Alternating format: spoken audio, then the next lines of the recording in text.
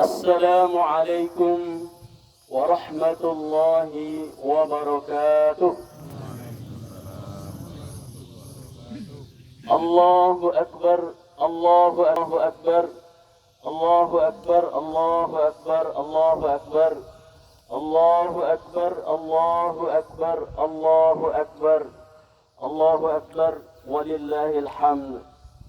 إن الحمد لله نحمده ونستعينه ونستغفره ونتوب إليه، ونشهد أن محمدا عبده ورسوله. اللهم صل وسلم على هذا النبي الكريم وعلى آله وصحبه ومن تمسك بسنته واهتدى بهداه. أما بعد، فيا عباد الله، أوصيكم ونفسي بتقوى الله، فقد فاز المتقون. يا أيها الذين آمنوا اتقوا الله حق تقاته ولا تموتن إلا وأنتم مسلمون. فاسمعوا قول الله تعالى في القرآن الكريم: أعوذ بالله من الشيطان الرجيم. بسم الله الرحمن الرحيم. ما يفتح الله للناس من رحمة فلا ممسك لها وما يمسك فلا مرسل له من بعده وهو العزيز الحكيم. سورة فاطر الآية الثانية. Kaum muslimin, kaum muslimat, jamaah salat istisqa yang dimuliakan Allah. Ala kulli hal, tetaplah kita bersyukur kepada Allah Azza wa Jalla, karena nikmat yang Allah berikan kepada kita belum seberapa jika dibandingkan dengan cobaan-cobaan yang diberikannya. Maksudnya adalah nikmat Allah lebih besar daripada cobaan ujian yang diberikannya. Allah memberikan nikmat kepada kita yang tidak bisa kita hitung, yang tidak bisa kita taksir dengan alat apapun. Maka pantaslah Allah mengatakan di dalam Al-Quran: wa in ta'uddu ni'matallahi la tuhsuha. Dan jika kamu menghitung-hitung nikmat Allah, kamu tidak akan sanggup menghitungnya. Namun kata para ulama, apakah memang benar kita tidak mampu menghitung nikmat Allah itu? Caranya adalah cobalah uji atau cobalah menghitung salah satu dari nikmat Allah. Seperti kita bernapas setiap detik ini. Kita bernapas setiap detik, setiap menit, setiap jam. Terkadang kita menganggap itu bukan nikmat. Itu hanya hal yang sudah biasa, hal yang lumrah. Kalau disebut nikmat, pikiran kita, insting kita langsung terbayang adalah uang banyak, mobil mewah, rumah bagus, investasi di mana-mana, hewan ternak berkembang biak, sawah ladang ada di mana-mana, bahkan juga memiliki pertambangan. Atau yang terbayang bagi kita adalah seseorang memiliki jabatan yang tinggi, sehingga gajinya per bulannya ratusan juta bahkan miliaran. Tapi sebenarnya yang paling besar dari nikmat Allah itu adalah kita bisa bernafas setiap saat ini. Kalau kita tidak makan dan minum 2 hari, 3 hari, kita mungkin masih bisa hidup. Cuman badan kita sudah agak lemas. Tapi kalau kita tidak bernafas saja 10 menit, bisa dipastikan kita sudah mati. Karena sekuat-kuat kita bernapas atau menahan nafas mungkin hanya 3 menit atau 5 menit. Kalau sampai 10 menit mungkin kita sudah mati. Tapi menurut kita itu kan sudah biasa. Padahal nafas itulah sumber kehidupan. Kalau kita tidak bernapas, makhluk-makhluk lain tidak bernapas, maka semuanya telah menjadi mati. Untuk itulah orang-orang yang beriman, nafasnya itu tidak asal sekedar bernafas, tapi nafas itu hendaklah dengan kesadaran. Nafas sadar nafas. Kita menghirup udara lewat hidung kita, iringilah dengan kesadaran. Kemudian iringi dengan rasa syukur. Kemudian iringi dengan zikir kepada Allah Subhanahu wa taala. Sehingga orang-orang yang seperti itu, nafasnya saja sudah menjadi amal ibadah. Tapi orang yang bernapas, asal bernapas saja, dia tidak mendapatkan apa-apa, kecuali hanya dia bisa bernapas saja. Kemudian juga iman yang Allah berikan kepada kita, itu juga adalah nikmat yang sangat besar. Sehingga kita mampu menghadapi kehidupan ini dengan penuh keyakinan. Walaupun ujian-ujian dan cobaan-cobaan datang silih berganti, tapi dengan adanya iman, maka kita mampu menghadapi segala ujian itu. Kemudian khatib juga mengingatkan kepada kita semua, hendaklah kita selalu bertakwa kepada Allah Subhanahu wa taala, karena ketakwaan itulah yang sebaik-baik bekal yang kita bawa menghadap Allah Subhanahu wa taala nanti. Allah berfirman, "Wa tazawwadu fa inna khayra zadi taqwa wattaquni ya ulil albab." Kaum muslimin, kaum muslimat yang dirahmati Allah. Karena hari panas, maka khutbah kita coba mensimpelkan saja. Yang pertama adalah keimanan tentang hujan. Ini perlu kita pahami secara iman. Bahwasanya yang pertama, hujan itu tidak ada yang bisa menurunkannya kecuali Allah. Pawang hujan, supranatural, dukun, itu semua tidak bisa menurunkan hujan. Kalaupun ketika dia meminta turun hujan, sebenarnya yang menurunkan hujan itu bukan dia, tapi Allah Subhanahu wa taala. Di dalam surat Fatir ayat 2, Allah Ta'ala berfirman, "Ma yaftahillahu lin-nasi min rahmatin." Apa yang Allah bukakan bagi manusia berupa rahmat, fala mumsikalaha, maka tidak ada yang bisa menahannya. Wa ma yumsik fala mursila lahu min ba'di.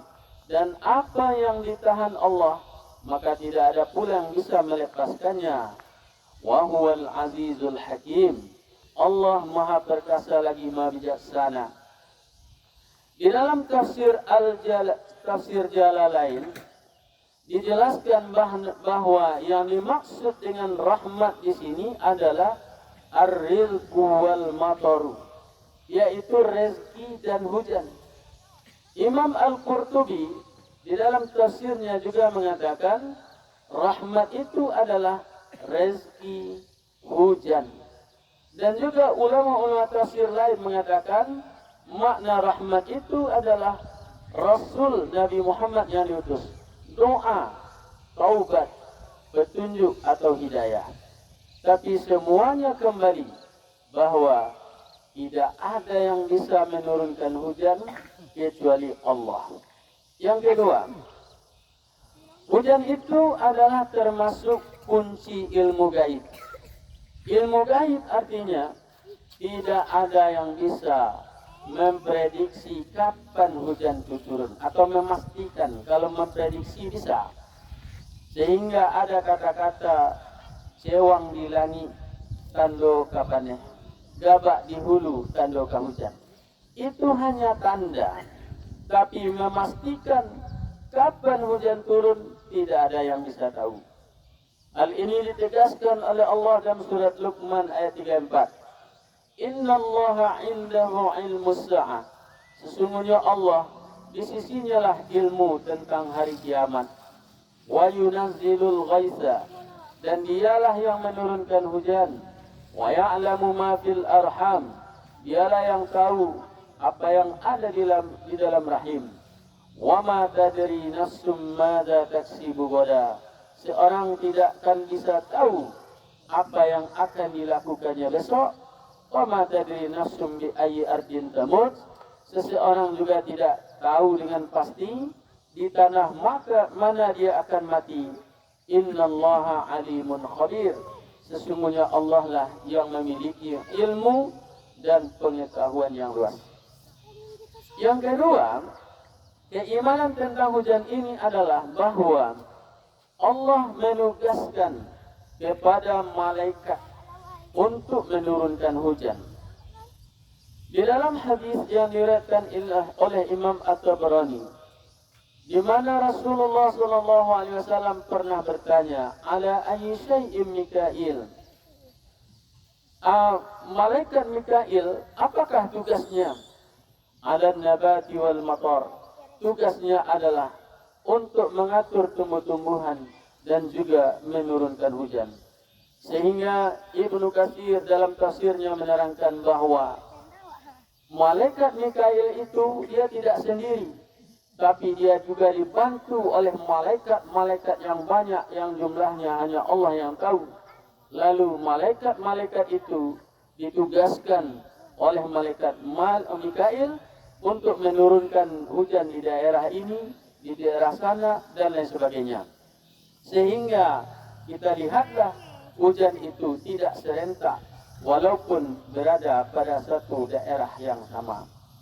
Yang keempat, masalah turunnya hujan ini itu sudah dituliskan di Lauhul Mahfuz sebelum langit dan bumi ini diciptakan. Di dalam hadis yang sahih dikatakan, kataballahu maqadiral khalaiqi qabla an yakhluqas samawati wal ard. Allah sudah menuliskan takdir-takdir makhluk sebelum Allah menciptakan langit dan bumi. Bi khamsina alfasanah, yaitu 50.000 tahun sebelum diciptakan. Inna awwala ma khalaqallahu al-qalam, sesungguhnya yang pertama kali Allah ciptakan adalah qalam. Lalu dia berkata, uktub, kata Allah, tulislah, katanya kepada qalam. Wa madza aktub, lalu qalam pun menjawab, apa yang kutulis? Qala uktub maqadira kulli syai'in hatta taqum as-sa'ah, yaitu tuliskanlah takdir-takdir segala sesuatu sampai nanti hari kiamat. Jadi keimanan kita adalah apapun yang akan terjadi sampai hari kiamat nanti itu sudah ada dituliskan takdir-takdir itu. Lalu kalau memang sudah ditakdirkan oleh Allah Ta'ala, kenapa kita harus sholat istisqa juga? Kenapa kita harus berdoa? Maka disinilah kaum muslimin, kaum muslimat, bahwa berdoa itu adalah ibadah. Bahkan inti dari ibadah itu adalah berdoa. Sebagaimana Nabi SAW bersabda, ad-du'a'u mukhul ibadah. Allahu Akbar, walillahil hamd. Kaum muslimin, kaum muslimat yang dirahmati Allah, perlu juga kita ketahui apa sebab-sebab hujan itu tidak turun, atau Allah memerintahkan kepada malaikat Mikail agar hujan itu ditahan sehingga dia tidak turun. Yang pertama adalah kasratuz dzunub wal ma'asi. Apabila dosa dan maksiat sudah banyak dilakukan oleh penduduk satu negeri, maka hujan ditahan. Yang kedua, apabila kezaliman sudah banyak terjadi, maka hujan diturun. Yang keempat, pengkhianatan. Apabila amanah tidak dibayarkan, tidak ditunaikan kepada orang yang berhak menerimanya, maka tunggulah hujan ditahan oleh Allah Subhanahu wa taala. Dan yang keempat, Apabila infak dan sedekah tidak dilakukan, maka Allah menahan menahan hujan. Makanya Nabi SAW dalam hadis Bukhari dan Muslim bersabda, "Wa ma mana'a qaumun az-zakata illa habbasallahu anhumul matar." Tidaklah suatu kaum yang menahan zakatnya, melainkan Allah akan menahan pula dari mereka akan hujan. Nah, pernah di zaman Khalifah Umar Ibn Khattab, hujan tidak pernah turun. Hujan tidak pernah turun. Sebagai pemimpin, sebagai Amirul Mukminin, Umar telah berdoa kepada Allah. Umar berdoa meminta, tapi hujan juga tidak turun. Akhirnya Umar bertanya kepada rakyatnya. Umar bertanya kepada gubernur-gubernur, amir-amirnya. Apa yang ditanyakannya?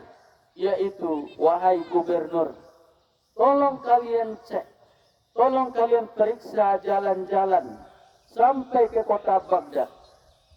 Kalau ada jalan yang berlubang, lalu unta terperosok ke dalamnya, maka Umar sebagai pemimpin bertanggung jawab atas kesalahan yang dilakukannya.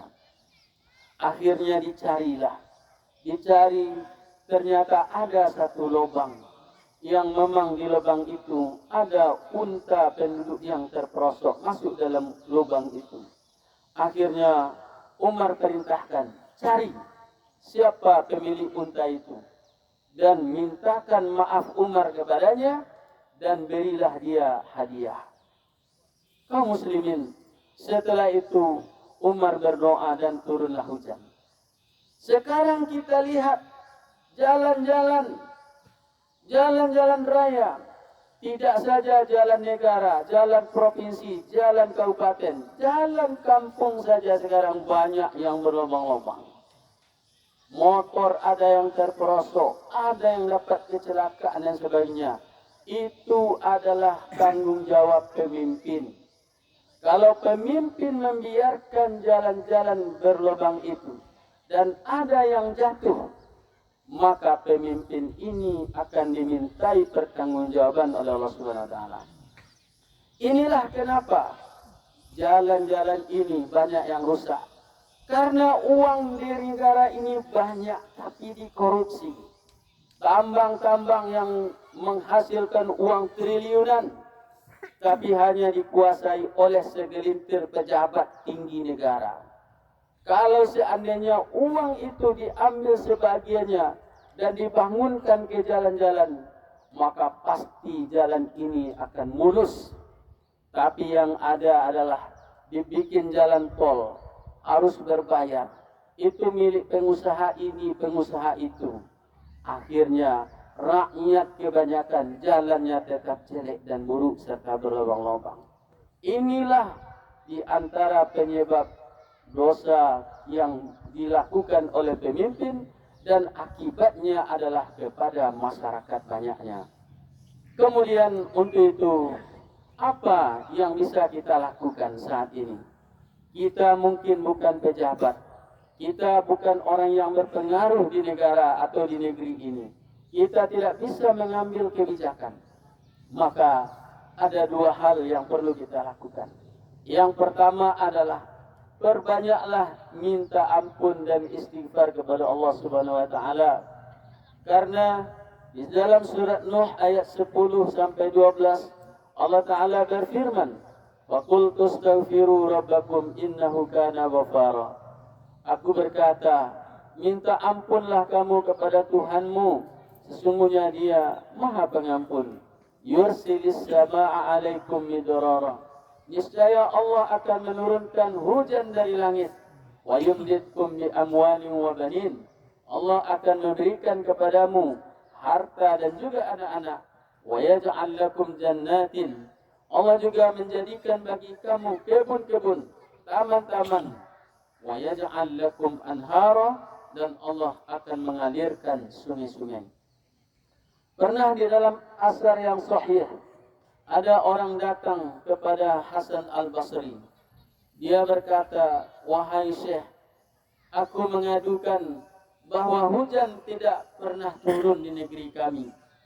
Maka dia berkata, istighfirillah. Perbanyaklah minta ampun kepada Allah Ta'ala. Wa syaka ilaihi akharun.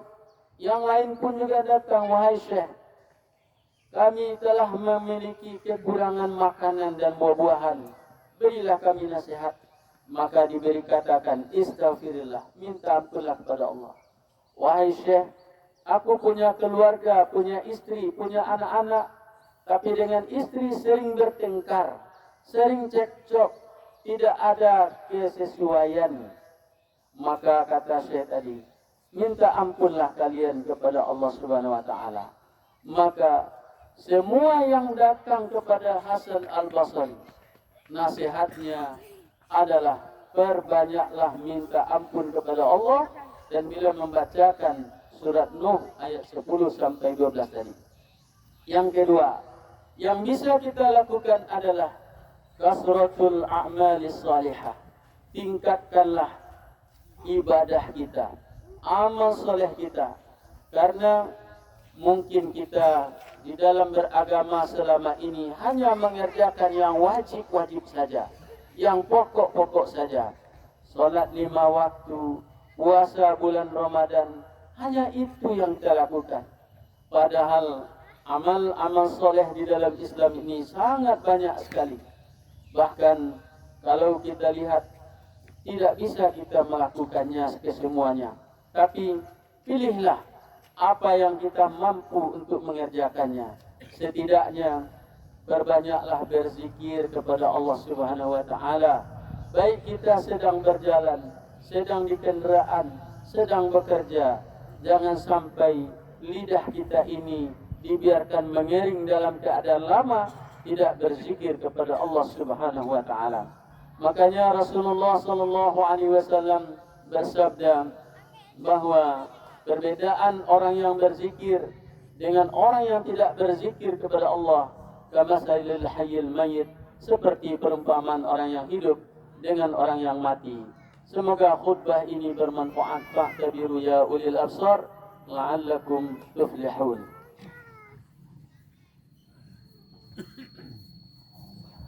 Alhamdulillah.